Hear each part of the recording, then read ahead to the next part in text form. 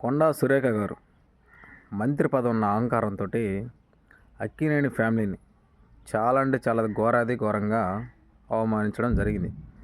So నిజంగా కొండా సురేఖ గారు ఇలా కావాలని మాట్లాడిందా, లేదంటే ఎవరైనా మాట్లాడిచ్చారా? సో ఇప్పుడున్న పరిస్థితులు కానీ చూస్తుంటే కొండా సురేఖ గారు ఇచ్చిన స్టేట్మెంట్ తోటి సినిమా ఇండస్ట్రీ వాళ్ళందరూ ఎవరి పనులు వాళ్ళు చేసుకుంటా, ఎవరు ఎక్కడెక్కడో విదేశాల్లో షూటింగ్ చేసుకుంటా ఉన్న వాళ్ళు ప్రతి ఒక్క హీరోలు కూడా కొండా సురేఖ గారి మాటలు విని వాళ్ళు అసలు ప్రతి ఒక్కరూ అక్కినేని ఫ్యామిలీకి మద్దతుగా రిటర్న్ మెసేజ్ చేయడం జరుగుతుంది. సో అసలు వాళ్ళందరూ ఎందుకు మెసేజ్ చేశారు ఏంట్రా అంటే, రీసెంట్గా నాగార్జున గారిది కన్వెన్షన్ హాల్ కూల్చడం జరిగింది. ఎవరు హైడ్రా కూల్చింది. సో గతంలో ఉన్న ప్రభుత్వంలో 10 ఏళ్ళు మన బీఆర్ఎస్ ప్రభుత్వం ఉన్నప్పుడు ఆ కన్వెన్షన్ హాల్ని కూల్చడానికి నాగార్జునకి మద్దతుగా ఉన్నారని చెప్పి ఈ కొండా సురేఖ చెప్తున్నారు. కేటీఆర్ దగ్గరికి నాగార్జున కోడలు సమంత గారిని పంపిస్తే ఆ కన్వర్షన్ హాల్ అనేది నేను కూల్చనని చెప్పి ఇప్పుడున్న సురేఖ గారు చెప్తుంది.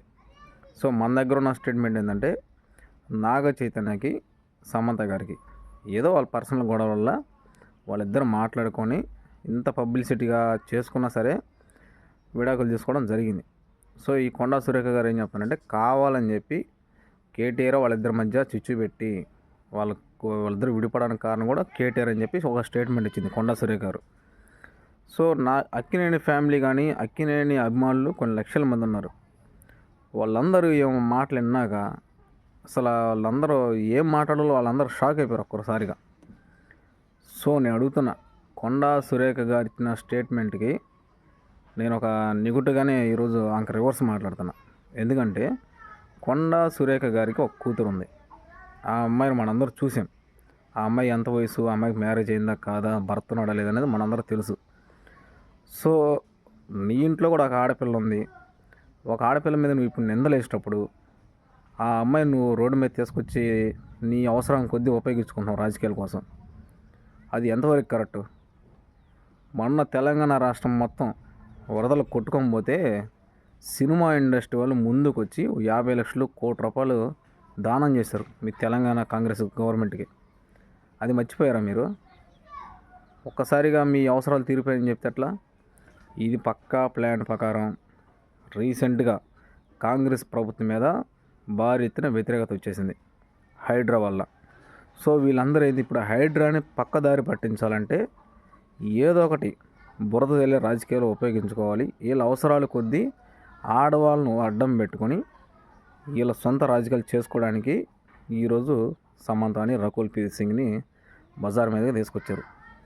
సో చైతన్య, సమంత గారు విడిపోయారు, ఎవరి పార్టీకి వాళ్ళు ఉంటున్నారు. ఇక్కడ అక్కినేని ఫ్యామిలీ అంతా బాగానే ఉంది. ఆయన అభిమానులు కూడా అందరూ మంచిగా ఉన్నారు. సినిమా ఇండస్ట్రీలో ఉన్న స్టార్ హీరోలు అందరూ కూడా యథావిధిగా షూటింగ్ చేసుకుంటున్నారు. సో ఇప్పుడు అక్కినేని ఫ్యామిలీకి ప్రతి ఒక్క స్టార్ హీరో మద్దతుగా నిలిచారు. తెలంగాణ రాష్ట్రం మొత్తం అక్కినేని ఫ్యామిలీకి మద్దతుగా కొన్ని లక్షల మంది ఉన్నారు. ఆంధ్రాలో ఉన్నారు, తెలంగాణ ఉన్నారు.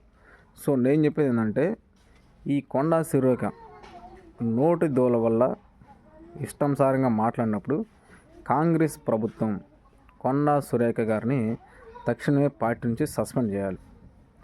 సో దీన్ని కానీ సస్పెండ్ చేయకుండా కొండా సురేఖ గారిని ఇదే విధంగా వదిలిపెడితే రెండోసారి ఇష్టానుసారంగా నోటికి వచ్చినట్టు ఇంకో మాట కూడా మాట్లాడిద్ది.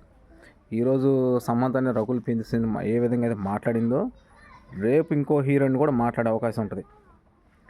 సో దీన్ని ఇక్కడే ఖండించాలి అంటే మటుకి తక్షణమే రేవంత్ రెడ్డి గారు దీని మీద చర్యలు తీసుకోవాలి.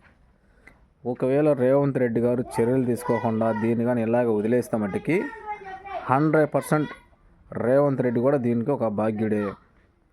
కొండా సురేఖ గారు ఇట్లా మాట్లాడడానికి రేవంత్ రెడ్డి గారు కూడా వెనకుండి సపోర్ట్ చేస్తున్నట్టు, కాంగ్రెస్ ప్రభుత్వం మొత్తం సపోర్ట్ చేస్తున్నట్టు, హైకమాండ్ కూడా రాహుల్ గాంధీ గారు ఇలాంటి వారి మీద చర్యలు తీసుకోవాలి. లేదంటే మరి కాంగ్రెస్ పార్టీ పక్కదారి పెట్టే అవకాశం ఉంది. ఈరోజు ఒక స్త్రీని ఎంత ఘోరంగా అవమానకరించింది కొండా సురేఖ గారు. నేను చెప్పేది ఏంటంటే, రేవంత్ రెడ్డి గారి ఇంట్లో ఆడపిల్లలు ఉన్నారుగా, రాహుల్ గాంధీ ఇంట్లో ఆడపిల్లలు ఉన్నారుగా, వాళ్ళని ఎవరన్నా అంటే మీరు ఊరుకుంటారా? అప్పటికప్పుడు గోండాలు పంపించారా దాడి చేయడానికి? ఈరోజు అక్కినేని ఫ్యామిలీ ఎక్కడో సినిమాలు షూటింగ్ చేసుకుంటూ సైలెంట్గా ఉంటారులే, వాళ్ళకి ఎవడు మద్దతు చేయరనుకొని మీరు ఇష్టానుసారంగా మీ సొంత లాభాల కోసం మీరు రాజకీయాలుగా ఇంట్లో ఉన్న ఆడవాళ్ళని ఉపయోగించుకుంటే మటుకి ఇక తిరుగుబాటు అనేది వేరే విధంగా ఉంటుంది. ఒక పిలుపునిస్తే అక్కినేని కుటుంబం కానీ ఒక స్టేట్మెంట్ కానీ ఇస్తే కొన్ని లక్షల మంది వచ్చి కొండా సురేఖ ఇంటి గోడలు బద్దలుగా పగలగొడతారు. అది తెలుసుకోవాలి కొండా సురేఖ గారు. ఈరోజు ఏదో నీకు మంత్రి పదవి ఉందని చెప్పి పెద్ద బిల్డప్ కొడితే అది ఎన్ని రోజులు ఉండదు ఆ మంత్రి పదవి. 10 ఏళ్ళు బీఆర్ఎస్ ఉంది, 5 ఏళ్ళు మీరున్నారు, నెక్స్ట్ 5 ఏళ్ళు బీజేపీ ఉంటుంది, లేదా మళ్ళీ బీఆర్ఎస్ఏ వస్తుంది. అప్పుడు మీ పరిస్థితి ఏంది? కొండా సురేఖ గారు ఇచ్చిన స్టేట్మెంట్ని తక్షణమే వెనక్కి రిటర్న్ తీసుకోవాలి. అక్కినేని కుటుంబ సభ్యులందరికీ క్షమాపణ చెప్పాలి.